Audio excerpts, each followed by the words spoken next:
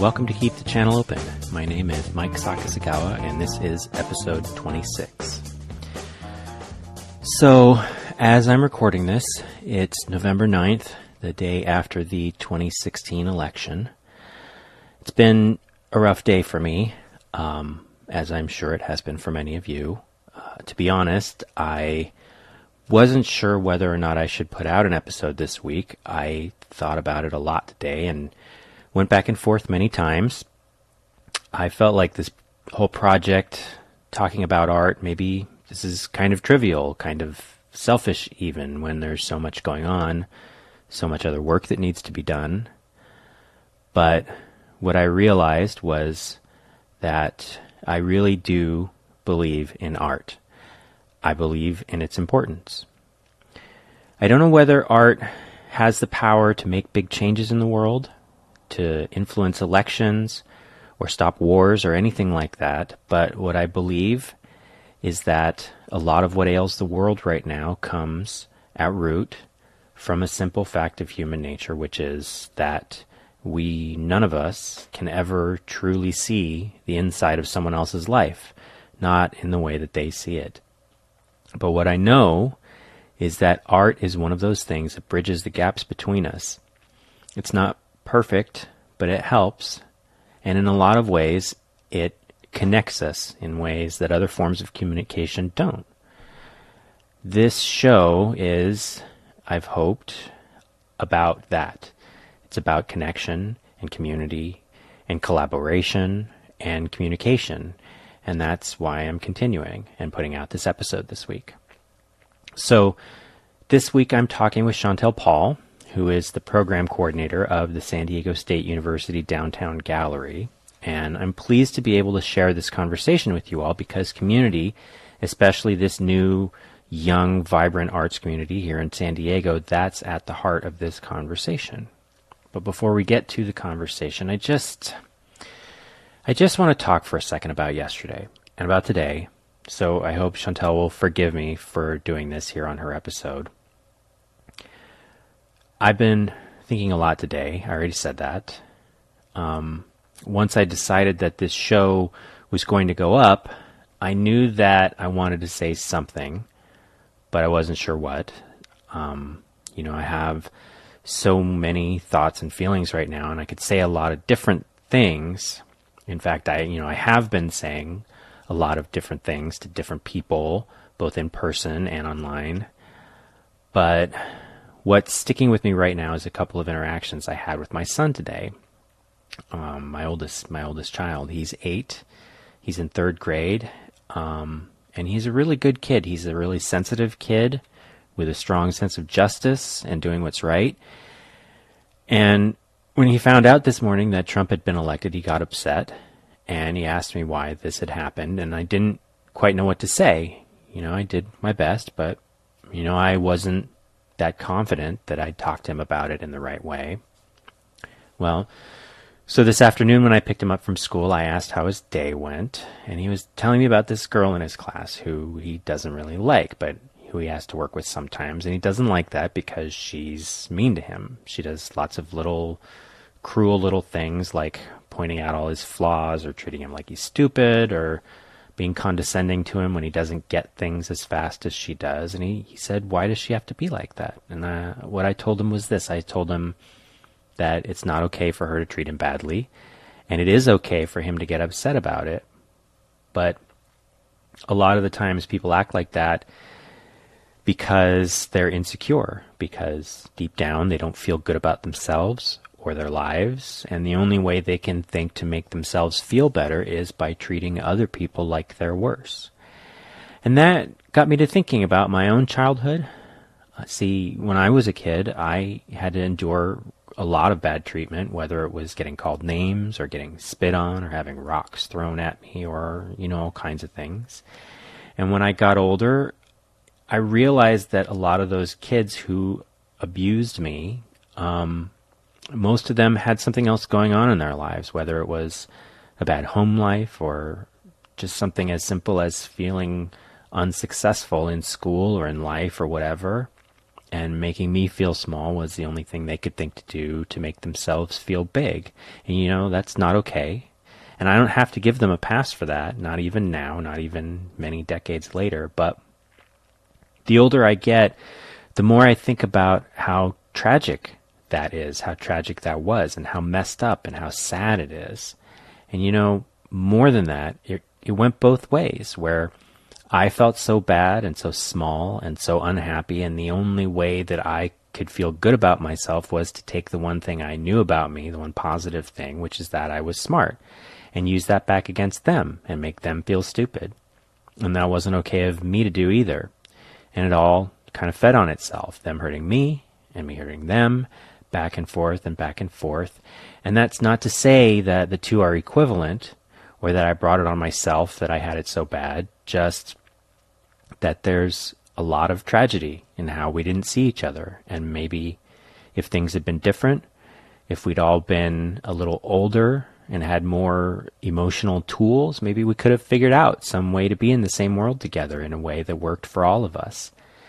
And ultimately, that's what I want my kids to take away from this thing that we're living through right now, that there's a lot of fear and anger in the world.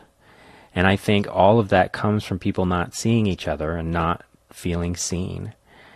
And that doesn't make the two sides equal or bear equal responsibility. And it doesn't mean anybody gets a pass for things like racism or misogyny.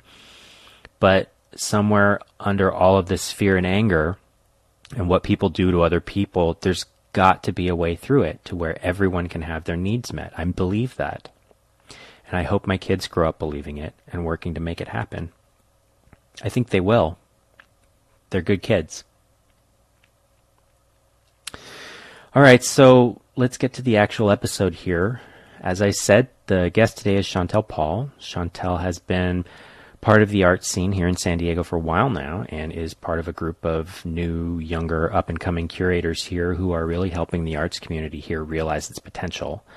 Prior to joining the SDSU Downtown Gallery, Chantel was a curator at the Museum of Photographic Arts, and before that she was the gallery director at the Morrison Hotel Gallery in La Jolla. Now that she's at the Downtown Gallery, she's done a lot of work in a pretty short period of time to make that space into something special here, something that showcases some really amazing contemporary art and engages directly with the San Diego community. As this show goes live, there are some cool things coming up at the Downtown Gallery soon, which I will mention at the end of the show, so stay tuned after the conversation to hear about that. And now here's my conversation with Chantel Paul.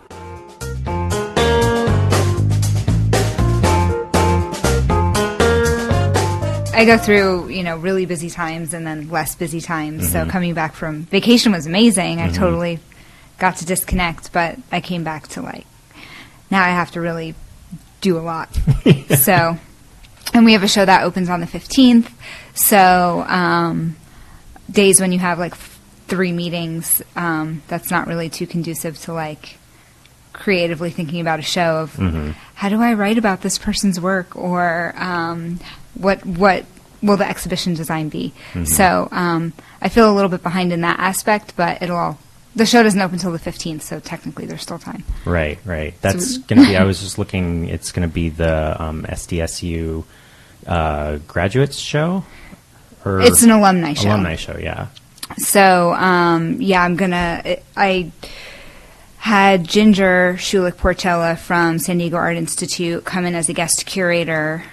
She looked at a pool of graduates who were selected by faculty at the School of Art and Design at SDSU, and she curated it. It's a group of 14 artists, and it's all disciplines from sculpture, photography, painting, graphic design, clay, jewelry, woodworking. So it's as many disciplines as possible, and it's 5 years. So the most current 5 years, 2011 through May of 2016. So even 2 of the people included, I think, literally just graduated in May. Yeah. I've been to a few different shows at the Downtown Gallery, and I've been pretty impressed at like compared to some of the other places that I've been to around San Diego, I feel like the downtown gallery, and maybe this is just because of the affiliation with the university or you know what the specific mission of the downtown gallery is, but like it's a very eclectic vibe. There's a lot more there's like a real breadth to the types of things that you're exhibiting there that I feel like compared to most of the other places I go to, it's pretty wide range. It is. It's contemporary art, so that really just blows it wide open. And coming from the Museum of Photographic Arts, very specifically looking at photography, I had certain parameters that I was working within, and then I was able to very specifically pinpoint who was pushing what boundary and who was on the fringe of the medium and how I could bring those people in. So you're working with a really specific construct. So I feel like you can build history and a lineage in a way that is really specific and provocative when you're working with one medium. And then when you're working with contemporary art and it's totally multidisciplinary, for me, it's very different as a curator. So it's exciting, but then sometimes I always wonder, did I push it too far? Or, you know, what will people really respond to? But it seems to get a really positive response, thankfully. And I'm also still figuring out what works in that space in terms of types of work, number of artists, and who our audience is. And the mission is we're still coalescing that a bit, but it's largely to be a direct connection between the university and outside of the university, in this case downtown San Diego, but really ultimately it's to go beyond that by bringing in artists who may be from outside the school, who are doing topical work, who are doing socially conscious or regionally conscious work, and then also bringing SDSU-related artists to downtown to share with the community what's happening on campus. So ideally there will be a symbiotic relationship, regardless of whether it's an outside artist or not.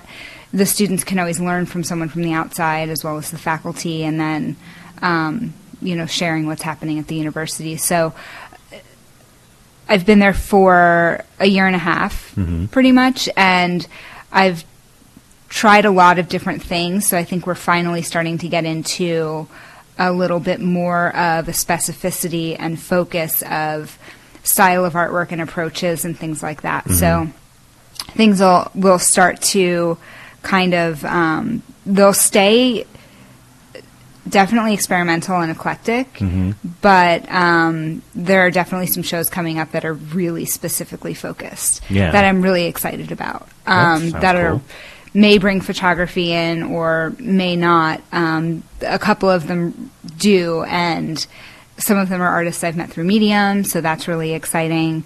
And then thinking about regional artists and things like that. So, do you find that, like, in terms of audience, do you find that it's a wide mix of people that are coming to view the shows, or is it people who tend to have more of an affiliation with the university, students and alums, or is it like, because the downtown location, it's very central. It's like right there. So, like, what kind of audiences do you find you drawing? It's really mixed. We are definitely drawing a similar audience to the Museum of Contemporary Art. Okay. There's a really good relationship between the two of us. And you're right basically across the street from the downtown annex of that. Right, exactly. We're down the block and directly across from the Santa Fe Depot on the corner of Kettner and West Broadway. So we have a really good working relationship with them, and oftentimes I think we offer a similar experience. So if it's just a regular visitor coming in, or if it might be a professor who is taking their class downtown, they might come to both of our spaces and find value in both of them, because we both deal with contemporary art, so there's a little bit of a link there. Oftentimes our exhibitions are very different, so it offers a bit of variety. We are starting to get more of an SDSU affiliated audience. Sometimes it's for specific events. Last week we brought in the Women's Resource Center from San Diego State University, and we had a really great SDSU student audience with that particular event. We partner with the Museum of Contemporary Art every third Thursday of the month for an event called Downtown at Sundown. It's essentially a block party. It's really awesome. They stay open late, and they're free. We're always free. We're donation-based. So it really livens up the block. And Stone Brewery and Flight Path and other things are brought in to expand the experience. But it seems to be a really valuable, fun thing for people to do. And so we brought the Women's Resource Center in for one of those. And that was really fun. They did a zine making workshop. Oh, wow. What was cool. That like? It was really cool. We set tables up in the gallery. We had a whole smattering of zines that they had made previously. They were making mini zines, so there was a little tutorial page directions on how to make that zine, how to fold the paper and how to cut the paper. And then the content was filled in by each individual person responding to prompted questions about identity and personal experience and what kinds of reactions have you had in certain situations about what made you feel validated as a person or things like that. Like they were really asking questions that were higher level questions in terms of identity and self-awareness. And it was really, really well received. Oh, that's cool. We do kind of a broad spectrum. I bring a lot of bands and DJs in. That's fun. But I also try to engage SDSU as much as possible, and I'm trying to reach out to as many different departments and arms of the university that are doing interesting and provocative things that a public audience could respond to. So your official title at the Downtown Gallery is the program director, right? Program coordinator. Program coordinator, okay. And so like you split your time between the actual exhibition curation and then like other aspects of running that gallery, right? Oh, yeah. And so like how does that kind of break down? Like it's really tricky. It's very organic. I have staff, federal work study students that I manage who are great. I have 3 students right now, and they're all awesome. One of my students totally organized that Women's Resource Center event. I just let her do it, which was great.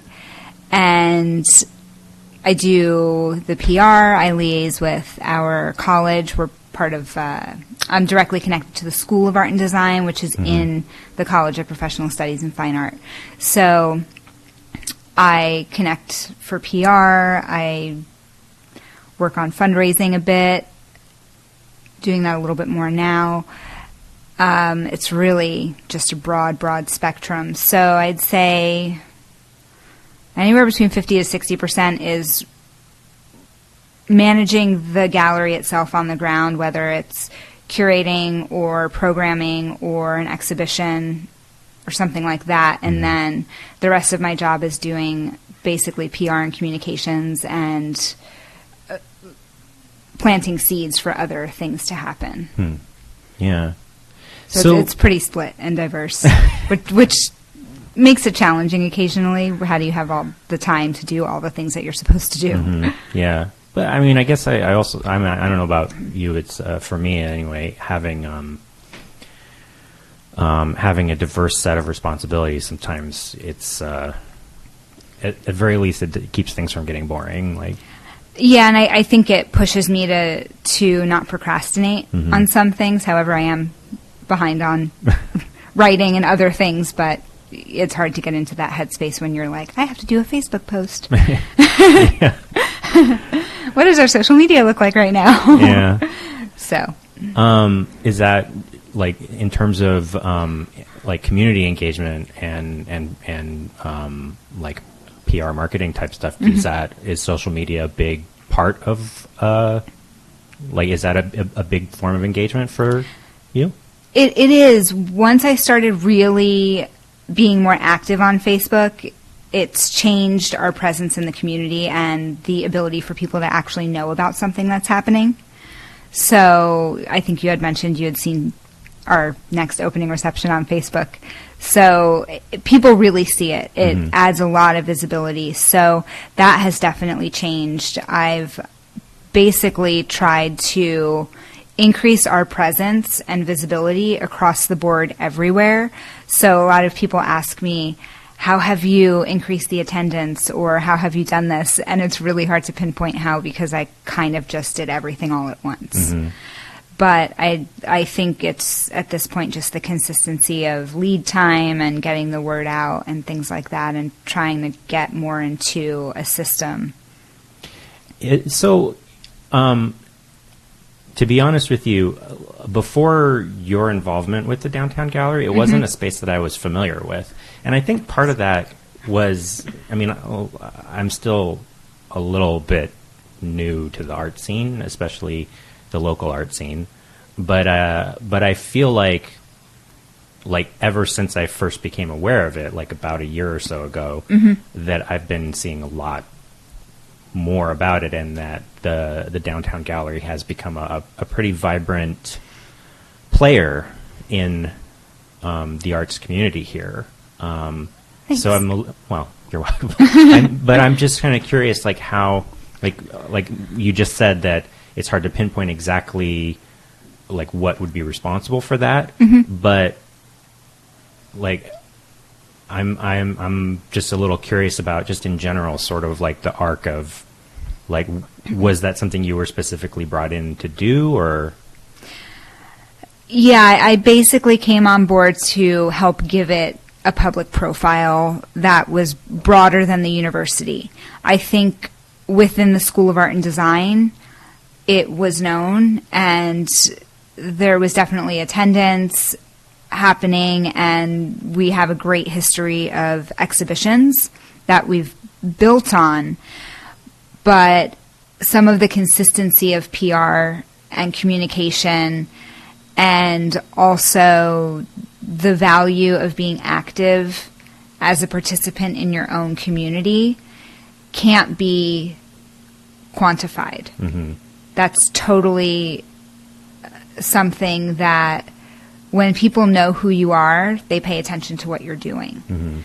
So one of the big components is the fact that I really try to go out to as much as I can do. I feel like I see you all over the place. Within reason of not going somewhere and thinking I shouldn't even be here, I can't even have a conversation because I'm really exhausted. Yeah. But as much as I can, I try to be a really active and engaged community member, where I want to create fruitful and long-lasting relationships. I want to connect with people. I really find it exciting and inspiring the more I can collaborate with people who are potentially, on the outskirts of the arts, and bring them into the gallery, who are not visual artists but maybe performing artists, whether it's music or singing or poetry and other things like that, where the gallery doesn't have to be beholden to visual art. So I'm trying as much as possible to really expand what it means for us to be engaged in the arts and bring it into all of the arts and not just visual art. And so I think that goes into essentially PR. The more that we can expand our partnerships, the more we can engage with a different audience. And then there's that kind of snowball of visibility that ends up happening. So being engaged in the community, that's definitely a big part of it. And then also the previous positions I've had, I've seen things not be as successful or not be pitched a certain way, where right now I have the autonomy to decide when I'm going to start promoting something, how I'm going to start promoting it, who in my university that I work with specifically can help me do that, And because I make those decisions, I can control how successful or not successful that idea is. And I think taking those chances and doing things on social media, like we've done profiles of groups in the school, like they're going to come down to the gallery and we'll do a whole lead up for 3 weeks and focus on them, and trying to make our social media tight, but also trying to, within that construct, do as many different things with it as possible and kind of throw it against the wall and see what sticks. So I think just the variety of what people are seeing might be interesting out in the digital presence and social media. And then definitely doing press releases and things like that. I think that really helps in terms of visibility.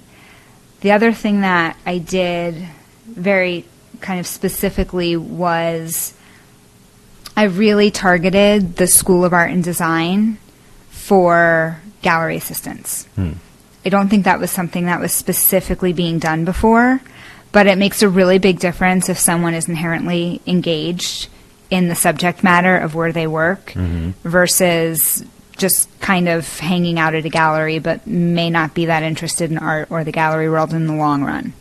So there's an engagement with visitors. There's the opportunity for them to be involved in producing content for exhibitions, whether it's written content or programming. So I think the visitor experience is also just enhanced by that.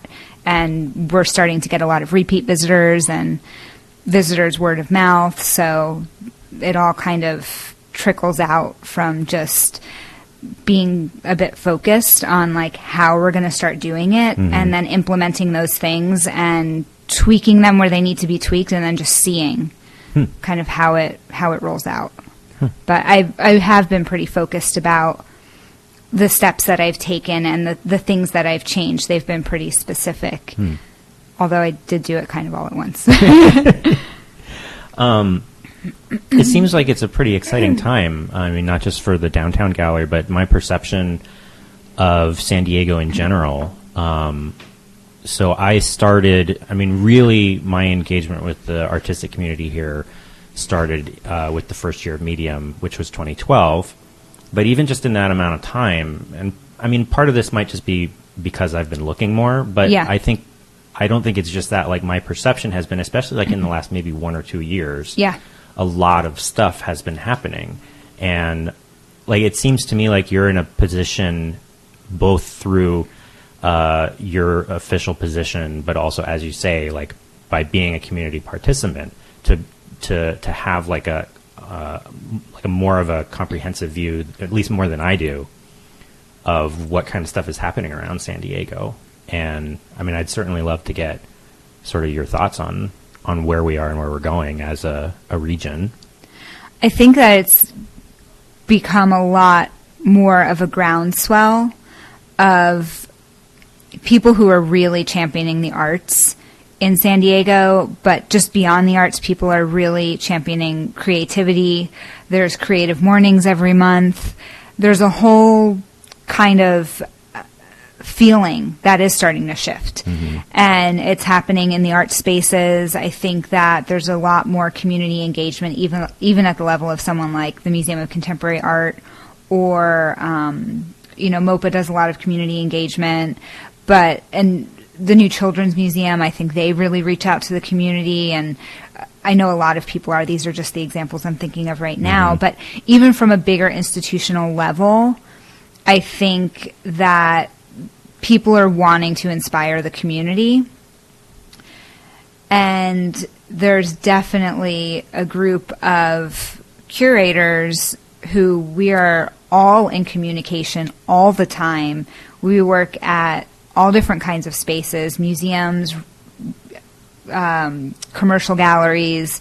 I'm kind of in a gray area as a university art gallery. We, one day hope to sell art. We're not there yet, but we're also not a museum. We're not a collecting institution, so we're kind of in the middle. And then there's people like, Ship in the Woods and San Diego Art Institute. There's Space for Art.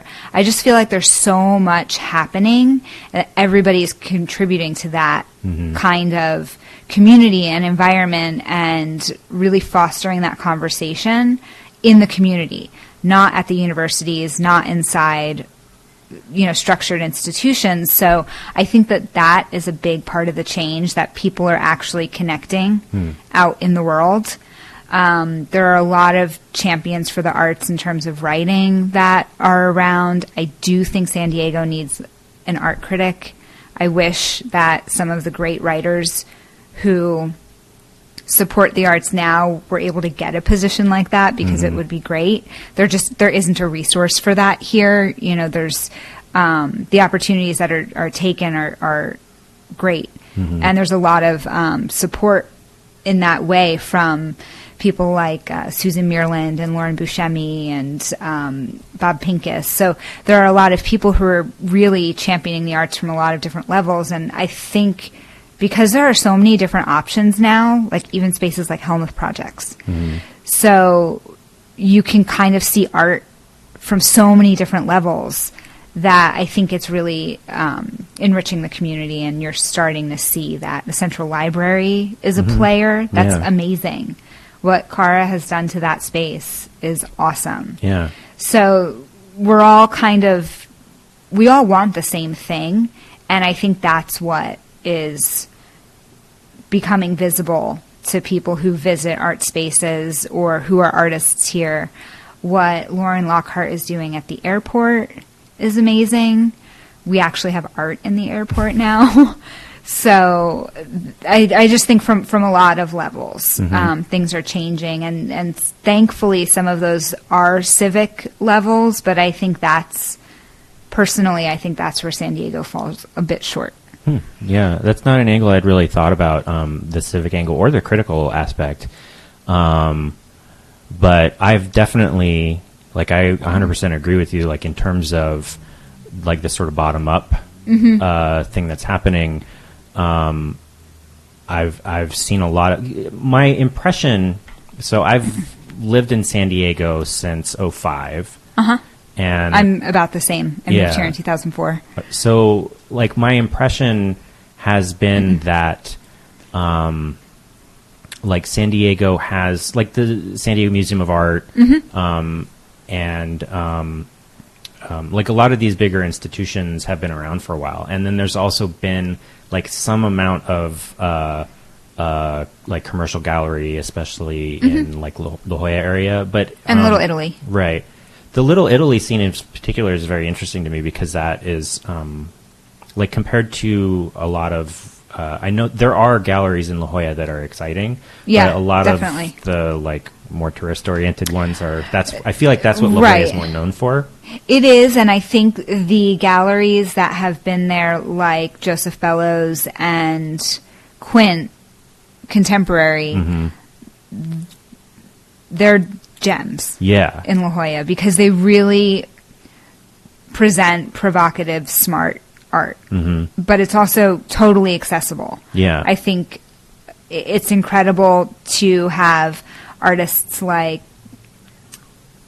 let me think of some, Tara Donovan at Quint, and I'm trying to think of some of the artists that Joseph Bellows has exhibited, like Kate Brakey and John Sexton, and all of these really high-level photographers. And people don't necessarily associate that with San Diego, so it's great that those spaces are there. I think that they add something to La Jolla that's necessary. Yeah. So it's nice to have them there. Yeah. There's been, there's been a real feeling of...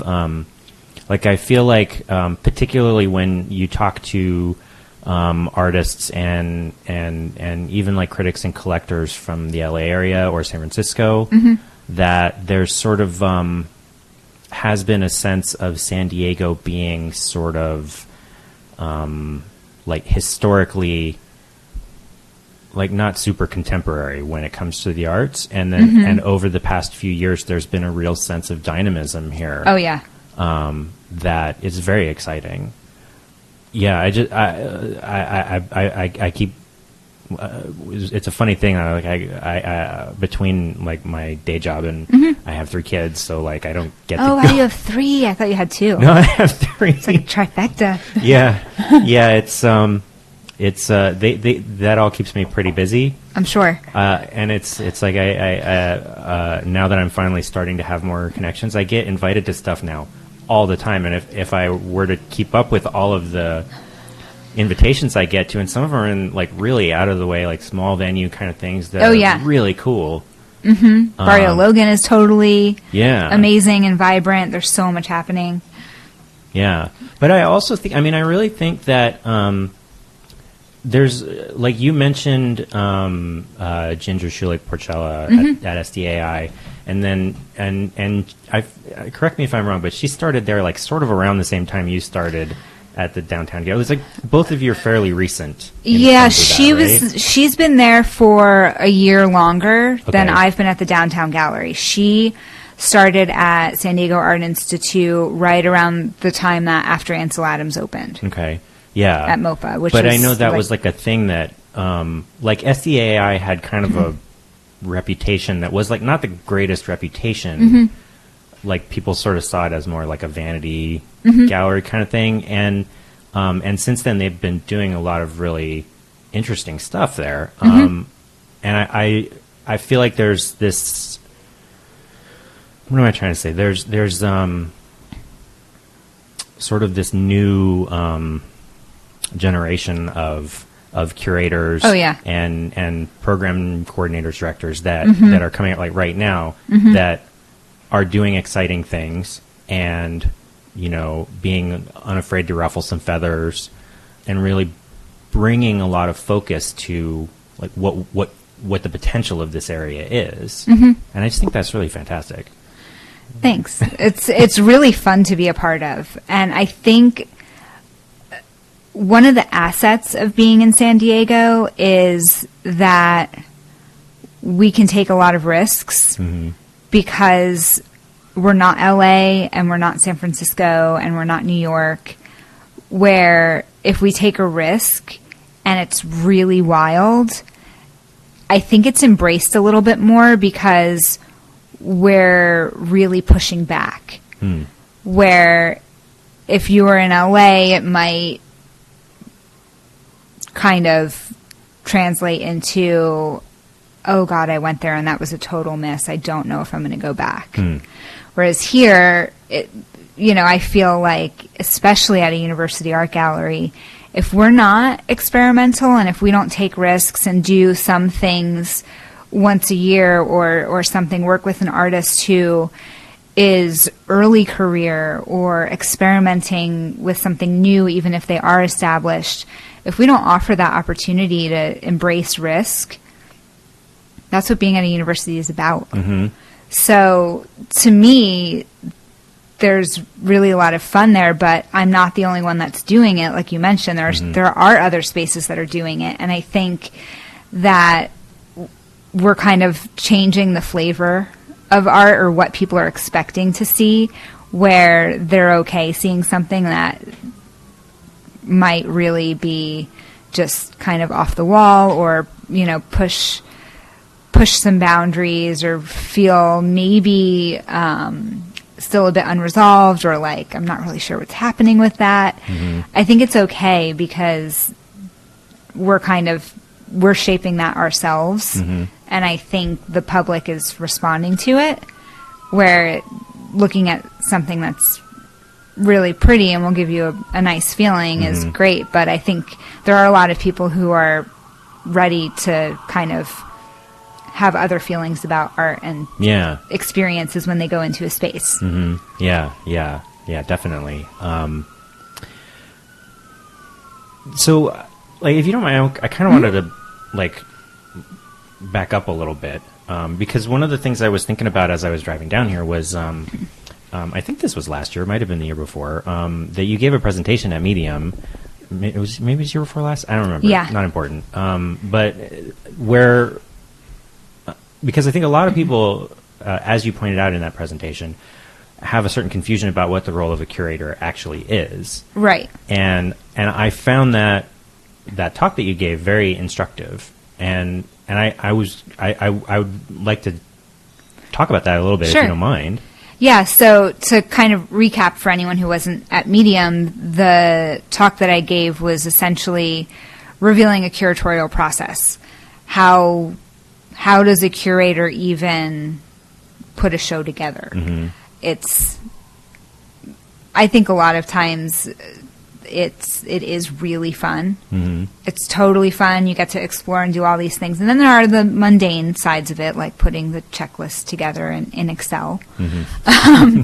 Things like that are totally not sexy at all. Like it's like, I wish I had an, image to illustrate that piece, but I can't find one, or something like that. But really the talk was going through all the steps of what is the difference. At the time, I was curating for the Museum of Photographic Arts, so that's very different than curating at a gallery. Mm-hmm. You have experience with both of those, right?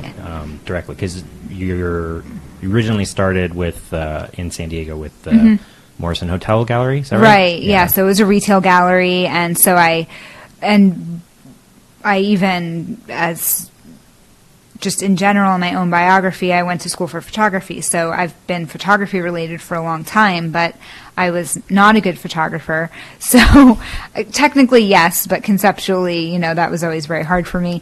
So I decided I wasn't going to actually try and become an artist, because I really didn't think that was the right path for me. But I loved working with other people's art. Mm-hmm. So working at a gallery was really attractive to me, because I would be able to work in the arts, but I wouldn't be beholden to creating my own art in the same way. So working at the retail gallery, I curated shows, I worked with photographers, I worked with the owners. It was awesome. It was the combination of music and photography that's kind of magical and wonderful, and music is a really big part of my life, and working there, in addition to it being an incredible subject matter to be around all the time, that particular gallery and the people I worked with there opened doors for me that I would not be in the position I'm in now without ever having that job. Mm-hmm. It completely changed the course of my life. So from there I went on to MOPA, and that was really different. Mm-hmm. I had to kind of go back into this history of photography where I hadn't used that for quite some time. I was at the gallery for almost 6 years. So you come out of college and you kind of are thrust into this whole other place. So it was really interesting to kind of go back into that. And one of the most awesome things about being at a museum is the collection. Mm-hmm. The collection's amazing. Yeah. It's something that they're like friends, where you fall in love with photographs, you dream of exhibiting them, you try to put them into certain shows all the time, and then, you will pitch a show to your director or whoever your stakeholders are in terms of how that process works in whatever institution you're at, because all museums are a little bit different. But they'll be like, no, yeah, that's not really working here, or something. But the whole idea really of being a curator is you're a storyteller, and you're using whatever artwork is for your institution or space. Mm-hmm. When I was at MOPA, when I gave that talk, it was all photography, and you're connecting, you're creating a narrative in an exhibition. And the whole idea from a curator's perspective is, I want a visitor to go in and to be able to move around the space, to have a visual experience where the work is complementary, where it all makes sense, whether it's chronologically, whether it's visually or thematically, where you can seamlessly move through the space and you can experience the art that's been chosen and leave feeling enriched in some way. And all of those ways that we do that, whether it's through incorporating artist voice through maybe recordings or text, whether it's explaining things in a certain way with panels or extended labels and things like that, that you kind of leave feeling enriched, and that you're not even technically aware of the way that we got you to that place, because I feel like my job as a curator is to put things together in a really thoughtful and fresh way that brings people closer to the art using the tools that I've laid out that I hope are almost invisible, with the exception of the fact that you're experiencing them. Like you just absorb them and move on, and then it all compounds. It's a compounding effect of, you leave the gallery and you feel like you read the story. And that's really what a curator essentially is. Yeah. And it's everything from the title to the snapshot description on a web page to whatever you read in the exhibition. I mean, from the moment that show is titled, that's the cover of the book. So, and if the title doesn't evoke anything, if you can't, I think of titles as one of the most crucial aspects of an exhibition, because if my title can't give you a visual, I don't feel like I've done my job properly. Because you should be able to read about that in black and white in the newspaper and want to go see that show. And you should be able to visualize what that show is about based on the title without any artwork, in my mind. Yeah. So, and whether it's a phrase that you're familiar with or something like that, it should evoke something that makes you think, I really want to go see that. That sounds interesting. Yeah. Because it's about the artwork, but the artwork isn't always there when a show is promoted. If it's a really short blurb, there's not going to be any artwork. It's just going to be what is the title and what's 2 sentences about the show. Right. So, I think of all of those aspects, but I try to tell a really cool visual story, and hopefully it holds water and kind of. Yeah, it strikes me that the curatorial role is, like, as you said, like there's aspects of being a storyteller. There's also aspects of being like an educator.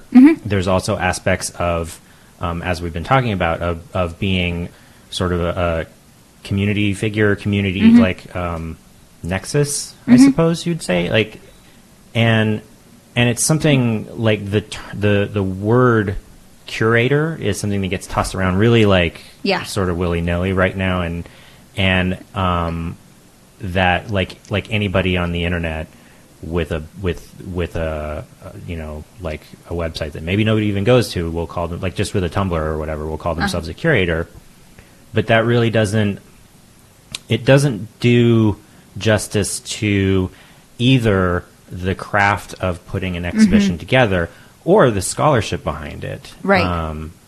So, like, getting that was one of the things about your presentation that I found very, interesting, was because was to be able to get sort of more of a look at what that process actually is like. Yeah. Yeah. And it is really hard to just talk about it without visuals, because that slideshow was really fun to put together, because I got to go through the whole process of what it is. I mean, you think of an idea, you think of all the ways that idea can be achieved, then you think of in terms of the artists, and then you start kind of reaching out, and unfortunately sometimes certain artists aren't available.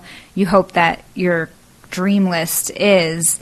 And then one of the most fun things is either going to portfolio reviews, or when you're really specifically putting a show together, you go on studio visits or gallery visits, and you get to see the work in person. Seeing the work in person is not the same as seeing it online. Oh, yeah.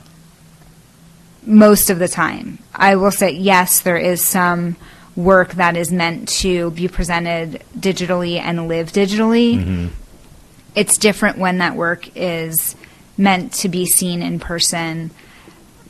And Edward Weston does not look the same on the internet, nor does a Chris McCaw or a Matthew Brandt. Right. They look so different in person versus what they look like online.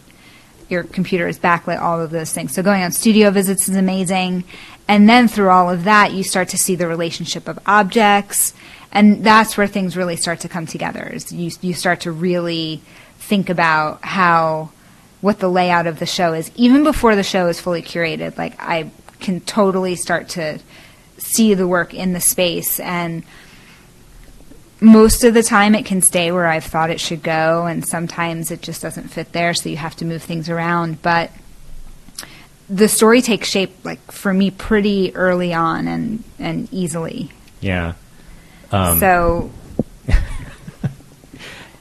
it's a lot of fun to go through that whole process, and then it's diving deeper. And, you know, I think for me, there always tends to be happy accidents, but really I think subliminally and subconsciously I'm noticing these things, but I'm not even aware of them. Mm-hmm. And then as I'm doing the research, or as I'm learning more about the artist so that I can then coalesce their idea to you as the viewer, there are like all of these connections that will start to come to the fore. And I feel really fortunate where I'm like, wow, that was the most amazing, lucky choice that I made to include these artists because they all go together in this way. But I always wonder how much of that I'm really just not fully aware of on a conscious level, but as it's happening, I'm kind of, you know, intuitively aware. Mm-hmm. I do, even from being at the gallery, I have always curated based on, like, my reaction to work. Mm-hmm. So, granted, this is going to be different depending on, like, what your specific role is at each institution, but, like, to what extent is the curatorial process, like, being able to execute your own vision as a curator, and how much of it is a collaborative process? I think it's always a collaborative process because I'm always collaborating with the unknown viewer. Mm-hmm. That's the first thing that I think about. I could consider so many different ideas, but if that show is going to be really narrow in an alienating sense, it's not worth it. Mm-hmm. It's not worth it just for me to say, I did that. Mm-hmm. I curated a show with so-and-so, and that felt great. Because I'm actually not curating for me. Mm-hmm. I'm trying to come up with provocative ideas or perspectives that will in some way inspire or educate an audience. So it's always collaborative in that capacity. Mm-hmm. Then it comes down to, you know, a lot of curators, I mean, each curator has their own personal taste. Sure. There's no way that you could not curate from your own perspective to a degree. Mm-hmm. So, you know, I think I have a style. I think Ginger has a style. I think looking at larger colleagues, Virginia Heckert has a style and Becky Semp has a style. Like, everybody, you know, has their area of expertise or interest that they're going to, you know, we all have an individual lens that we look at everything through. So that will definitely come into play, but you just hope it's broad enough that it's accessible. Mm-hmm. And then I really, really enjoy personally collaborating with colleagues when it comes to thinking about how to present something or how to write about something. So when I was at the museum, it was the education department and it was other people in the curatorial department. At the gallery, I'm still trying to figure out who that might be. Mm-hmm. I feel a bit like a one-person show in that capacity, but that's where, when the timeline fits, I start to involve my gallery assistants, where I involve them in the research and writing, and then I work with them to bring those ideas together. The other thing I do for every show, which sounds really boring and analytical, is I create a document called Goals and Objectives. And every exhibition has them. And it really shapes it for me. Mm-hmm. It's basically, what is this show about? Why is it about that? How do you want the viewer to feel What's the emotion that they should feel in the exhibition? Do you want a viewer to feel socially conscious, aware of social issues? Do you want them to be inspired? Do you want them to, feel in awe of the way that something was created based on the process? Whatever it might be. And I use that to inform everything so that it's really focused from the beginning, because the more focused I can be, the more it will translate that way for the viewer, where it's one idea and everything. There's a reason for everything. It's not like, oh, I really liked this particular aspect, so I'm going to write about this over here and this other thing over there. It's all about like being focused and how do you draw those connections. Yeah.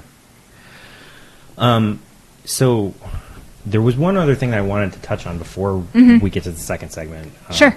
Which was just you mentioned portfolio reviews, and I know that's something that you participate in, and like I'm always just really interested to know, because that's something that I've done as on the artist side of it, right? And I'm always interested to sort of get the perspective from the reviewer's side of that equation. So for you, like when you're obviously this is going to be like very specific to each reviewer, like what they're looking for, right, is going to be depend on, right, what their job is, what their all that stuff. But like for you at least, when you go into a review session as a reviewer, like what kinds of things are you looking for? What kinds of, like, how do you approach a review session? Some of it is systematic, and then some of it is organic. Sometimes I'm not aware that I'll be struck by certain work, but when I see it, I just can't help but react to it. And those, you want those. I mean, they can't happen at every, with every single meeting that you do, but when they do, it's amazing. And that's really awesome. And sometimes you see work that immediately fits into something you've already been thinking about. That's really also like kind of one of those happy accident things. But from a nuts and bolts perspective, I'm looking for work that is presented really nicely, nice work prints or things like that. There's all these little things that I look at, and those little things tell me a lot.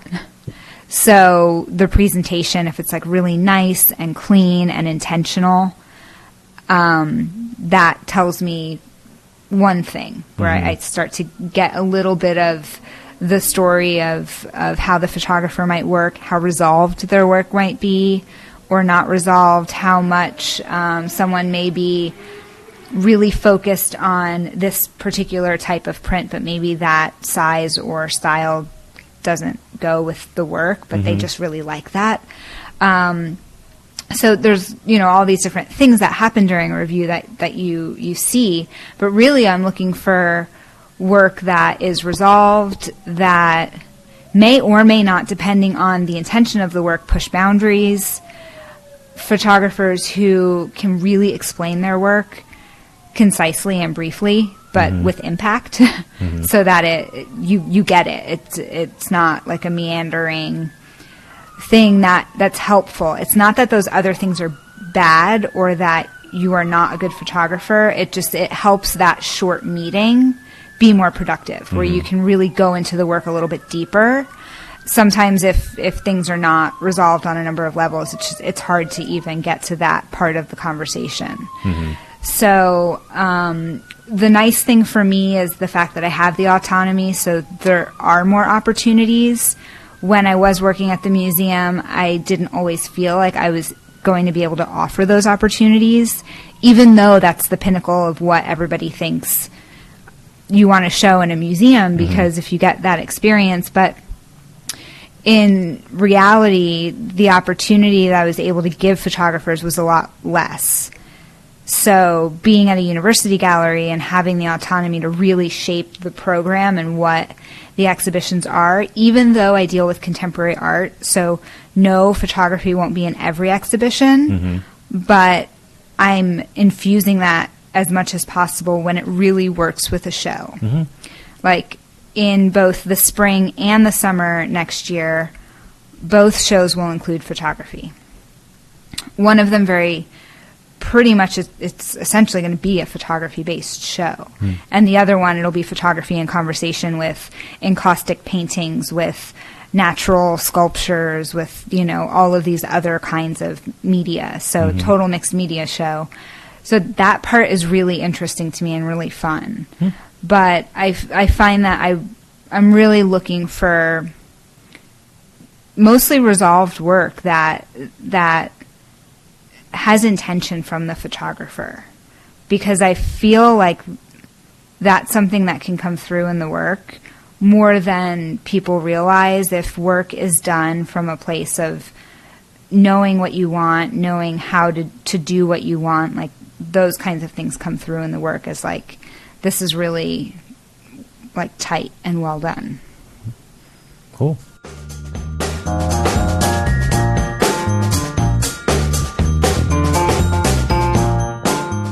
So for the second segment, I always ask the guest to bring a topic of their own. It can be anything, whatever is on your mind, something that you find interesting. So, what's on your mind? One of the things that I've been trying to do more in general is just slow down, because we are so fast-paced these days. Like, that's something I think about constantly. When did the workday become email? Like, why is that? That's synonymous with work. If you are emailing and you are actively responding to people and you are, doing all of that, you're at work. Like, that is something I'm totally... I do not think it's affecting my life in a positive way. I don't email when I go home. If my family emails me or my friends email me, I just don't respond. Like, I am over it. I just can't... I can't deal.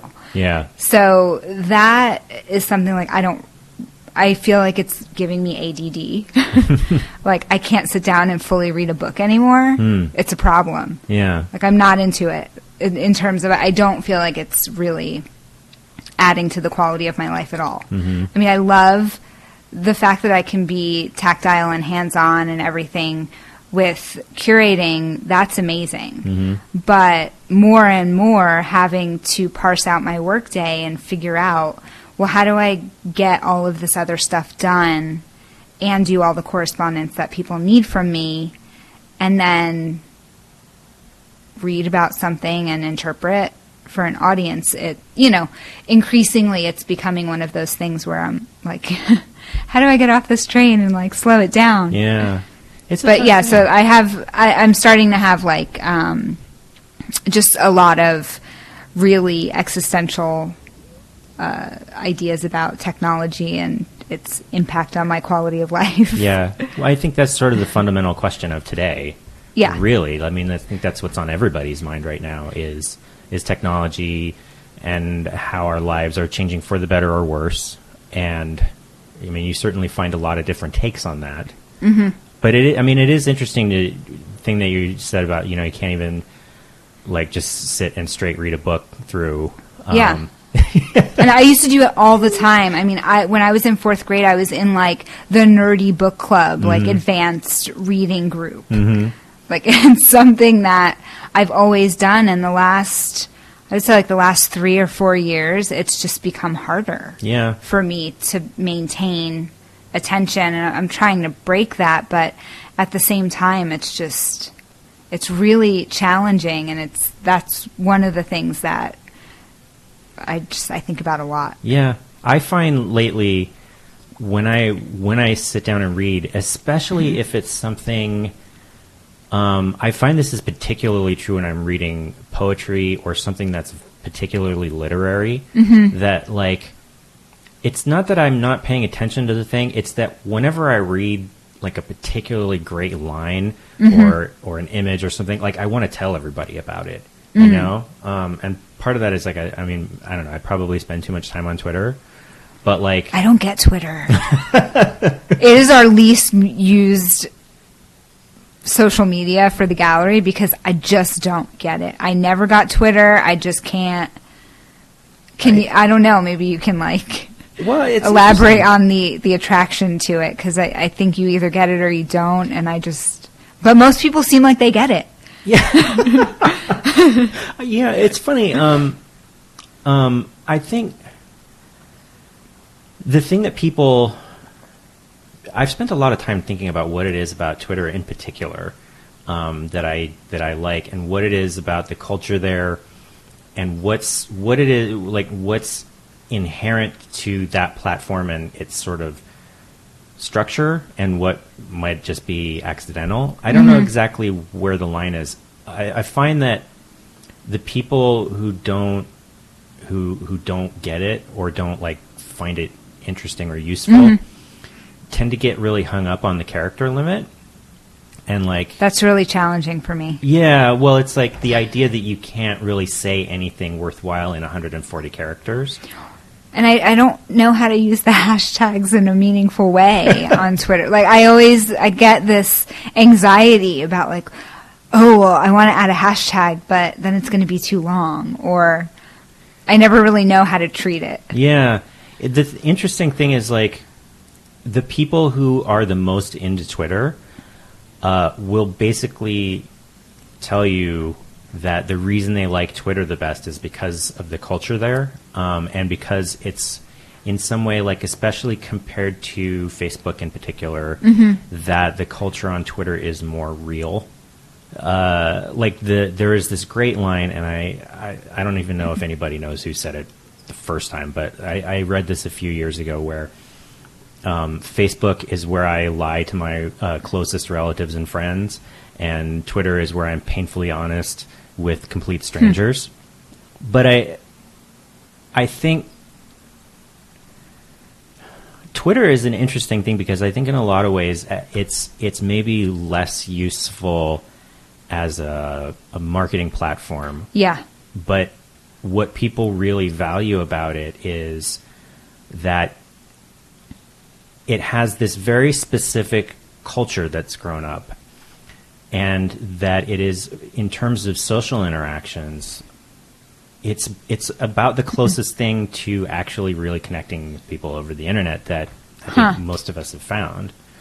But I mean, it has its ups and downs. I mean, Twitter, obviously, it also has huge problems with, online harassment is a big problem, and there's a lot of stuff like that. But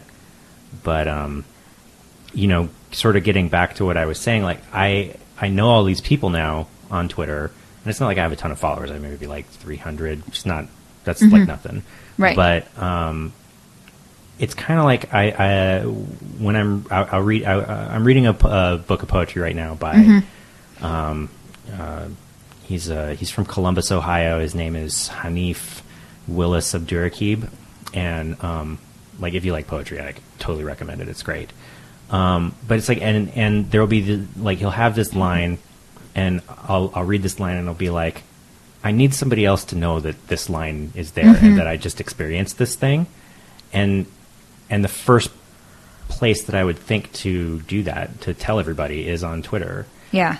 There's this sort of sense of interaction that, like, everybody will, the stereotype is like, who cares what you had for breakfast, or who cares that you're going for a walk or whatever. But there's a sort of, it's almost like, I never really thought about this before, but there's an aspect to it of like, particularly with contemporary photography, or not even contemporary, but going back maybe the last 50, 60 years worth of photography, where there's like a real focus on the mundane and the banal moments of life in a lot of people's photography. And people outside of that community, or who don't have the background with it, will say like, why is that an interesting picture? I think there's something similar there, where it's like all of these little moments that don't really mean anything, but they add up to something, I don't know. Like just that whole experience of being on Twitter. Yeah. I don't know. So it's all those little things. It's really like a very fruitful experience for those who can fully invest themselves. Yeah, but on the other hand, I'm not sure it's this kind of thing that you can just like dip your toe into. No, and that's the thing. I just can't. I don't know. I just have never committed to it. Yeah, and it's certainly the kind of thing that can take over your life. Like, I mean, it's just the kind of thing that you were Are just you talking okay? about. Do you need to be on Twitter right now? No, but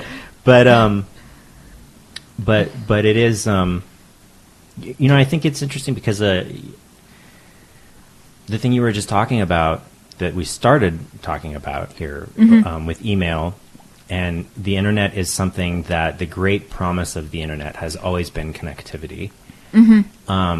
And people now find that to be an imposition in a lot of ways, which I totally get. Because I think it's a little overwhelming. The other day there was some picture about how Kate Hudson let her son put makeup on her.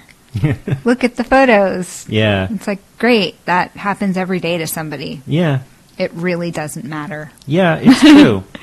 What I think is it's both the sort of blessing and the curse of it. Like, the curse of it is that, your work can follow you home now. Right. If you let it. Right, and I've had to be really careful. One of the nicest things about switching positions was that I had the opportunity to reinvent that aspect of my schedule. So that's been really nice. When I went on vacation recently, I actually totally disconnected. We had Wi-Fi occasionally, but I have Sprint. It's horrible. I had no service anywhere. But then it was actually really awesome because there were times when I was thinking, well, I hope whoever was supposed to work today worked, because I don't have any service. So if something was happening, I would never know. Yeah. And it was really nice because I actually totally disconnected. I really didn't check my email, maybe twice, if that. The whole time I was gone, I really didn't. And I did come back really refreshed. It was also really hard to start working again because I really still wanted to be on vacation. Yeah, well, don't we all? I love it when the faculty email me over the summer and they're like, "How's your summer?" I'm like, I'm working. Yeah. I'm not a faculty member. Yeah. I'm really happy for you. I'm really envious of your time off. Yeah. But it must be harder for them to go back to work after really not having worked for a longer period of time. But I think there's probably my wife used to be a teacher, not a university teacher, but and we know a lot of teachers, and I think there's definitely an aspect of that, the end of summer blues, just like when you were a kid kind of thing. Yeah. But, but I think it's an interesting thing. Like, the upside of the internet is that I think there is something, this is something that people have been writing about and making art about for now hundreds of years, this sort of alienation of modern life kind of thing. Right. I think that there's sort of, people have this longing for connection. People have this, this really deep desire to see and be seen. And I think that what the internet allows us to do on, and particularly social media and Twitter, I wouldn't say it's a substitute for face-to-face interaction or slow interactions or being in the world, but it's its own thing, and it provides a level of connection that has its own qualities and its own interactions, transactions, its own language that I find really fascinating. But at the same time, I just got back from vacation too, and where we were there was no Wi-Fi, and we were in a different country, so I couldn't. That's so nice. It's funny. Like the first couple of days, I was feeling real antsy, like I don't know, I want to be talented, but eventually I settled out and things got slower, and there is something nice about that. Yeah. Yeah, it was really nice to just relax. Mm-hmm. And I actually did read a bit when I was away, and since I've been home, neither me nor Scott has done anything like that, because you come home and you just have to get back into it. But yeah, I mean, for me, it's the one thing that, thinking of something else, the thing that makes it so hard is my schedule is so busy right now. Mm-hmm. And everybody says that. That's the other thing. Everyone's like, how are you? Oh, I'm so busy. Mm-hmm. And it's everybody's busy. But I think we make ourselves busy. But, work has required a lot of, I can't say that I didn't contribute by taking a couple slow days where I maybe didn't hustle as hard as I should have for something. But always it makes it really hard for me to slow down sometimes. Mm-hmm. And to then get into a space where I can actually access the creative part of my brain to just go deep into something. Mm-hmm. So, and I've been operating in this really high energy drive for almost 2 weeks, and then it gets real hard to slow down and just disconnect, even when you're not at work. That reminds me of when I was younger, when I was in sort of late high school and into college, my family started going down to Costa Rica pretty regularly, and some of them still do. I haven't been in a while, but I remember we used to go down every year, sometimes more than once a year. My grandma bought a house down there. Oh wow! And we got to know people down there and actually be friends. And I remember this guy saying to me, Americans just work way too much. Yeah. They work way too hard. He was saying yeah, I mean, I have a job, I do my job, and then when I'm done with it, that's not what I'm living for, kind of thing. Mm-hmm. But it really, I don't know, I think about that a lot. There's a real drive towards productivity. Mm-hmm. If you're not producing, if you're not busy, and particularly on stuff that's monetizable or valuable in an employment sense, then you're being lazy somehow. Mm-hmm. And I think that the aspects of the internet that are maybe the most not upsetting, but the most that feed into this sort of thing the most, this feeling of stress mm-hmm. and of unwanted connectivity. I think maybe they have their roots in that sort of business-oriented mindset that we have in this country. I don't know, maybe.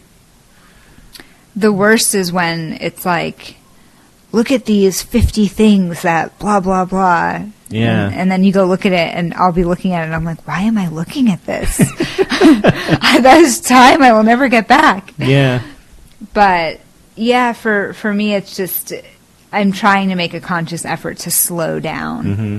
and to really have more thoughtful interactions and things like that, and to just try to kind of connect in person more and do things more specific with my time. Mm-hmm. But yeah, I think in the U.S. there is this thing of working a lot. Mm-hmm. It's totally different. I grew up on the East Coast. Totally different in terms of, if you think you live to work on the West Coast, that's nothing compared to the East Coast. When you're on the East Coast, you are your job. When people ask, oh, well, who are you or what, your answer is your job. Mm-hmm. I'm this. Yeah. And for me, it's interesting because having had that experience of coming from the East Coast and moving here, it's super cush to live in San Diego. I mean, this is like, it's a dream. Mm-hmm. It's an amazing environment. The landscape's amazing. You can go to so many things for free. You can go to the beach. You can go to the desert. You can go to the mountains. That's the part about California and the West Coast that I love, and the Southwest. Mm-hmm. I mean, the landscape here is like no other. I've been, like, I would compare the coast of California, Northern California especially, to like the coast of Maine. It's amazing. Mm-hmm. There's nothing else that looks like it. But it's, I totally forgot where I was going with that, but it's one of those things that, like, when you're really just living to work, it's really, it's challenging. And for me, it's really, this is what I was going to say, it's hard to work in the arts and separate yourself from your work, mm-hmm. because even if I go to a museum opening or a gallery, because I genuinely want to see the art. Being an arts professional is one of those things that I can't ever not be that, mm-hmm. because in my spare time, I want to go to museums and galleries. So there's almost a part of having this kind of job that it's not a job, it's a vocation, it's a lifestyle, it's a whole way of being. Yeah. You're totally immersed all the time. It is a little bit overwhelming, and I've had to draw boundaries where I'm just not going to all the things, because if I go to all the things, then I'm not going to take time to, like, clean the house. Because then I'm filling my time with all of these other things, even though I genuinely enjoy it. And that's the biggest challenge, and it's really hard to, be at work all day and then be like, oh, and then I'm going to go to this opening, and then this weekend, there's all these other things going on. Mm-hmm. So for me, it's like I've just been having all of these thoughts in the last 6 months of, like, I really just need to figure out how to be more judicious about where that overlap is and give myself time to get into my own creative space. Because when you're constantly being flooded with information, whether it's like emails or social media or just being out and surrounded by people all the time, you can't have those really incredible creative moments on your own where you just totally key into something and can really go deep into an idea and then do something with it. Yeah. As someone who is making some attempt at being an artist, I find that there is this real sort of push and pull for me when it comes to time and solitude, I suppose, mm-hmm. that in order to do the work, and oftentimes even in order to develop the work or just sort of figure it out, like, it does require a certain contemplation time mm-hmm. for that. Exactly. At the same time, one of the things that I've been finding is that the time that I spend on the internet, and particularly on Twitter, everybody, there is a certain almost cliche about, like, the internet being full of, inspirational stuff, and people want mm-hmm. people use the internet to find stuff to look at. That's one thing. For me, that it's less that, but that I think that maybe in the past 2 years, I've learned more about what people are actually like through Twitter than in maybe the previous, 10 years or maybe even my whole life before that. There's something about having access to people who I normally wouldn't have access to, and having them be willing to be candid in a way that they often wouldn't be in person, that I feel like I've seen, like, I feel like for me the whole drive to both create and consume art is really rooted in a desire to, like I say, to see and be seen, and that having the ability to connect with people in new ways, and in ways that are surprisingly authentic, actually provides a context for me to work in that I would not have expected. Yeah. But like I said, like, I mean, I totally get, like, you can't always be doing that. And the internet has an allure to it that can be intrusive in ways that can be hard to control how it has a grip on you. Yeah, and just your time, like, you find out about so many things where sometimes I'm like, oh, I forgot that this is happening. Yeah. Do I really need to go to that? Am I obligated to do this thing? Mm-hmm. So that's more than anything. It really, like, it's all about, like, managing my own time and separating and stuff. So, I don't know, recently I've been thinking about just laying low a little bit more and, yeah, you know, being present in all of those things and supporting the community and all of that, but also putting as much effort into my own self-preservation and recuperation that I give to other people. It's like I need to take some of that back. Mm-hmm. Yeah. Yeah. Well, I don't know, maybe that's sure not the worst place to end up, but I really appreciate your time. You've been very generous, and I had a good time talking to you.